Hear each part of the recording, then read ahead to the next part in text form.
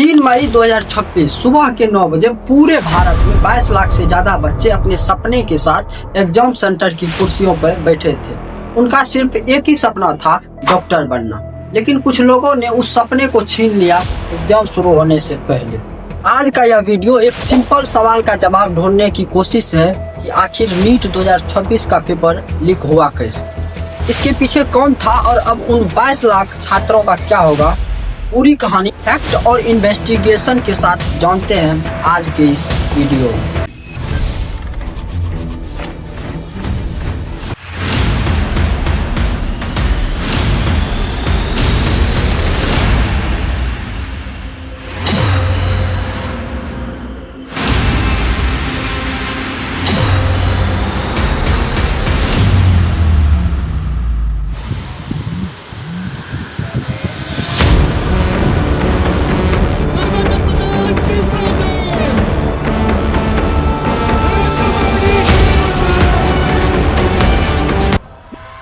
नमस्कार दोस्तों, सबसे पहले समझते हैं कि नीट आखिर इतना इम्पोर्टेंट क्यों है। नीट यूजी यानी national eligibility cum entrance test India का सबसे बड़ा मेडिकल एंट्रेंस एग्जाम है। इसी एक परीक्षा से तय होता है कि कौन एमबीबीएस, बीडीएस, बेम्स जैसे मेडिकल कोर्स पढ़ सकता है और कौन नहीं। 2026 में 22,79,000 से ज्यादा स्टूडेंट ने इस परीक्षा के लिए रजिस्टर किया था। सोचिए, 22 लाख सपने सिर्फ एक एग्जाम पर टिके हुए थे।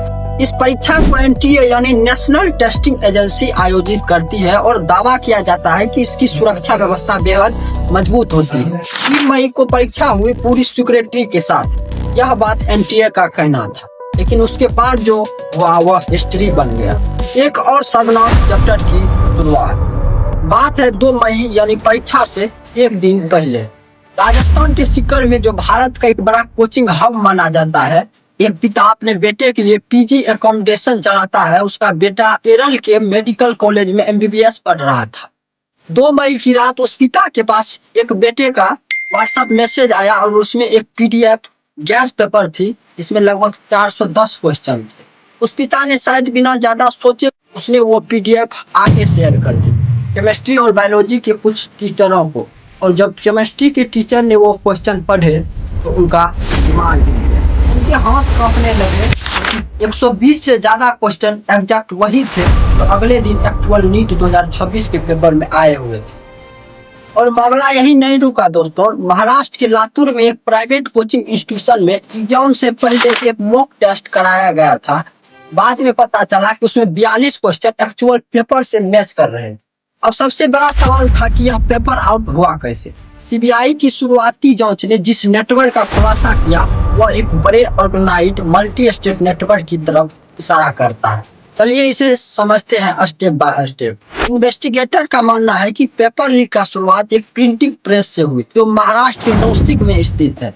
ये वह जगह थी जहां नीट के क्वेश्चन पेपर छापे जा रहे थे। यहीं से किसी तरह एक hard copy actual question paper बाहर निकल गई और यह कॉपी पुणे पहुंच जाती है एक आयुर्वेदिक डॉक्टर ओंकार सिंगोटे के पास, जो जून्नर एरिया के रहने वाला है। सीबीआई ने उसे पुणे से ही गिरफ्तार कर लिया। ओंकार सिंगोटे का एक दोस्त धनंजय लोखंडे दोनों पर आरोप है कि यह स्टूडेंट को मेडिकल कॉलेज में एडमिशन दिलवाने का बिजनेस चलाते। पुणे से वह पेपर कोरियर के जरिए भेजा गया नासिक के एक बीएमएस स्टूडेंट शुभम खेरनार के पास। अब खेरनार ने क्या किया, उसने वह हार्ड कॉपी हाथ से हैंडराइट किया, मतलब पूरा पेपर हाथ से लिखा और फिर स्कैन किया, पीडीएफ बनाया और शेयर कर दिया कॉन्टैक्ट को, जो था गुड़गांव में। सोचिए, एक बेम्स स्टूडेंट ने हाथ से पेपर लिखकर पूरे सिस्टम को फेल कर दिया। यह पीडीएफ गुड़गांव के एक डॉक्टर तक पहुंची। यहाँ से पेपर 2 अलग रास्तों में, एक राजस्थान की रमवा रामगढ़ में, जहां बीजेपी यूथ विंग से जुड़े 2 भाई जिन्हें पुलिस ने बाद में पकड़ा, उनके पास यह पेपर 26 अप्रैल को पहुंचा, मतलब एग्जाम से पूरे 7 दिन पहले। और दूसरा सीकर के कोचिंग नेटवर्क में, जहां करियर काउंसलर राकेश कुमार और उसके दोस्त इसे छात्रों को बेच रहे थे। सीबीआई ने यश यादव नाम के एक और आरोपी की पहचान की। वह खुद नीट क्लियर नहीं कर पाया था, लेकिन बीएमएस ग्रेजुएट था। उसी के जरिए पेपर राजस्थान के कई कोचिंग सेंटरों तक पहुंच जाता है। यश यादव का कॉन्टैक्ट विकास विवाल के पिता दिनेश विवाल से होती है।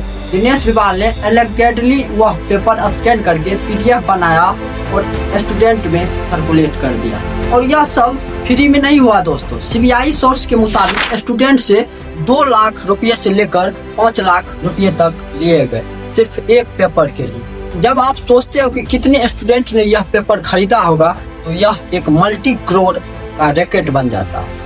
इस पेपर का सफर यही नहीं रुका दोस्तों। सीबीआई के मुताबिक यह लीक सिर्फ एक राज्य तक सीमित नहीं था बल्कि कई स्टेटों तक फैल गई, जैसे राजस्थान, महाराष्ट्र, हरियाणा, बिहार, उत्तराखंड, जम्मू कश्मीर और केरल तक इसके कनेक्शन सामने आए। बिहार पुलिस ने ऐसे गैंग पकड़े जिनके फोन्स में मनी ट्रांजैक्शन और मेडिकल स्टूडेंट के चैट मिले। नालंदा में एक सोल्वर गैंग भी पकड़ा गया जहां एमबीबीएस स्टूडेंट दूसरों की जगह एग्जाम दे रहे थे बिना एडमिट कार्ड। अब तक इस मामले में 15 से ज्यादा लोगों को गिरफ्तार या हिरासत में लिया जा चुका है। शुभम खेरनार नासिक का बीएमएस छात्र आरोप है कि उसने पेपर हैंडराइट करके शेयर किया। सीबीआई ने ले गया और उसने मास्टरमाइंड होने से इनकार कर दिया। ओमकार सिंघोटे पुणे का आयुर्वेदिक डॉक्टर पुणे से गिरफ्तार किया गया। धनंजय लोखंडे एडमिशन रैकेट से जुड़ा आरोपी, उन्हें भी गिरफ्तार कर लिया गया। Manish Jaipur elect mastermind Rajasthan SOG ने पकड़ा। जामुआ रामगढ़ के 2 भाई जिन पर पेपर खरीदने का आरोप है। यश यादव राजस्थान कनेक्शन अभी सीबीआई की कस्टडी में है। विकास विवाल और दिनेश विवाल पीडीएफ सर्कुलेट करने के रोल में। सीबीआई ने कई आरोपियों को कस्टडी मांगी है और इन्वेस्टिगेशन अभी भी जारी है। अब सवाल आता है कि एनटीए का क्या, गवर्नमेंट का क्या। 12 मई 2026 यानी परीक्षा के पूरे 9 दिन बाद एनटीए ने आधिकारिक तौर पर नीट यूजी 2026 एग्जाम कैंसिल कर दिया। सरकार ने पूरे मामला सीबीआई को सौंप दिया। एनटीए ने कहा कि री एग्जाम कराया जाएगा और छात्रों को दोबारा रजिस्टर नहीं करना होगा। लेकिन सबसे बड़ा सवाल यहाँ अब भी वही है, इतनी बड़ी सिक्योरिटी फेल्यूर आखिर हुई कैसे। यह कोई पहली बार नहीं हुआ है दोस्तों। इससे पहले भी साल 2024 में नीट का यही हाल हुआ था। 5 मई 2024 को एग्जाम हुआ 4750 सेंटरों पर 24 लाख स्टूडेंटों के लिए। एक अनप्रिडिक्टेड चीज देखी गई। 67 स्टूडेंटों ने परफेक्ट 720 आउट ऑफ 720 स्कोर किया। पेपर लीक का एलिगेशन और ग्रेस मार्क का कंट्रोवर्सी को लेकर देश भर में सवाल उठ रहे हैं। स्टूडेंटों ने पटना, दिल्ली और जंतर मंतर तक प्रोटेस्ट किए।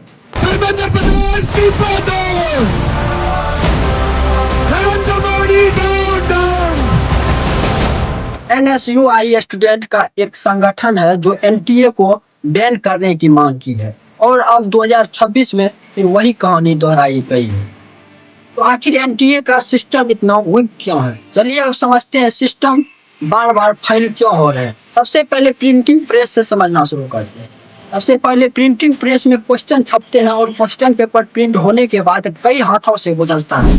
Printing press, printing, storage, transport और यही चीज सबसे कमजोर साबित हो रही है। और सेकेंड है कोचिंग माफिया। सीकर जैसे कोचिंग हाउस में एक पैरेलल अंडरग्राउंड इकोनॉमी बन चुकी है। और थर्ड है सीट कम और स्टूडेंट ज्यादा। 22 लाख स्टूडेंट लेकिन एमबीबीएस सीट सिर्फ लगभग 1 लाख।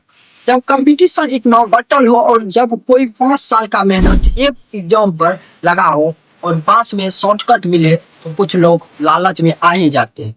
और फोर्थ है डिजिटल स्प्रेड। व्हाट्सएप, टेलीग्राम पर एक बार कंटेंट वायरल हो जाए रोकना मुश्किल ही नहीं बल्कि नामुमकिन हो जाता है। एक पीडीएफ भी लाखों तक पहुंच जाता है। अब लास्ट है एनटीए का अकाउंटेबिलिटी गैप। बार फेल्यूर के बावजूद एनटीए डीजी को अभी तक नहीं हटाया गया है। AIOBCSA यानी all India OBC student association और दूसरे स्टूडेंट ऑर्गेनाइज यही डिमांड कर रहे हैं। इन पर अपोजिशन लीडर राहुल गांधी ने इस लीग को क्राइम अगेंस्ट यूथ फ्यूचर कहा है। उन्होंने इस प्रोसेस को उनके शब्दों में एक ऑक्शन जैसा बताया है। एजुकेटर खान सर जिन्हें लाखों बच्चे फॉलो करते हैं, उन्होंने भी दोषियों के खिलाफ सख्त कार्रवाई की बात कही है। कई शिक्षक और पब्लिक फिगर ने भी एग्जाम सिस्टम में बड़े बदलाव की मांग उठाई। लेकिन इन सब के बीच सबसे ज्यादा नुकसान किसका हुआ है? तो वह है उन 22 लाख छात्रों का जिन्होंने ईमानदारी से सालों साल तक पढ़ाई की। मुझे वह स्टूडेंट याद आता है जो रात भर जाकर 2-2 बजे तक पढ़ता था। जिस बाप ने कोचिंग फी के लिए अपनी जमीन बेच दी। वह लड़का जो 4th अटेम्प्ट दे रहा था पूरी उम्मीद के साथ। उनका कोई दोष नहीं था, फिर भी वह सब एक करप्ट सिस्टम के शिकार बने। और इस वीडियो को देख रहे सारे एस्पिरेंट से मेरा कहना यही है, इस बार का पेपर कैंसिल हुआ और आपकी मेहनत कैंसिल नहीं होगी, आपका सपना कैंसिल नहीं होगा, री एग्जाम होगा और फ्रेश स्टार्ट होगा एक मोर लेवल प्लेइंग फील्ड पर। अब सबसे बड़ा सवाल यही है कि आगे क्या। तो मैं आपको बता दूं, सीबीआई इन्वेस्टिगेशन जारी रहेगी और अरेस्ट हो सकते हैं, री एग्जाम की तारीख जल्दी आ सकती है। एक्सपर्ट्स का मानना है कि पूरे एग्जाम सिस्टम को रीस्ट्रक्चर करना होगा, प्रिंटिंग प्रोसेस से लेकर एग्जाम सेंटर तक हर लेवल पर ट्रांसपेरेंसी जरूरी है। Digital encrypted paper, last minute printing और स्ट्रॉन्गर वेरिफिकेशन सिस्टम जैसे रिफॉर्म लागू करने होंगे। और यह भी सोचना होगा कि सिर्फ एक एग्जाम नीट पे इतना कुछ डिपेंड करना ठीक है या नहीं। ये स्कैंडल सिर्फ एक एग्जाम का नहीं है, यह उस पूरे सिस्टम का रिफ्लेक्शन है जहां करोड़ों की करप्ट डीलिंग के लिए 22 लाख बच्चों के सपने को दांव पर लगा दिए जाए। सीबीआई जांच करेगी, अरेस्ट होंगे, सजा भी मिलेगी, लेकिन असली बदलाव तभी आएगा जब पूरा सिस्टम बदलेगा। अगर आपको यह वीडियो इंफॉर्मेटिव लगी हो तो लाइक और इसे शेयर जरूर करें, खासकर उन स्टूडेंटों के साथ जो अभी भी कंफ्यूज है, परेशान है। कमेंट करके बताइए कि क्या एनटीए को अब भी एग्जाम कंडक्ट करना चाहिए या भारत को कोई एक नया सिस्टम चाहिए। तो मिलते हैं किसी अगले वीडियो में, तब तक के लिए जय हिंद, जय भारत।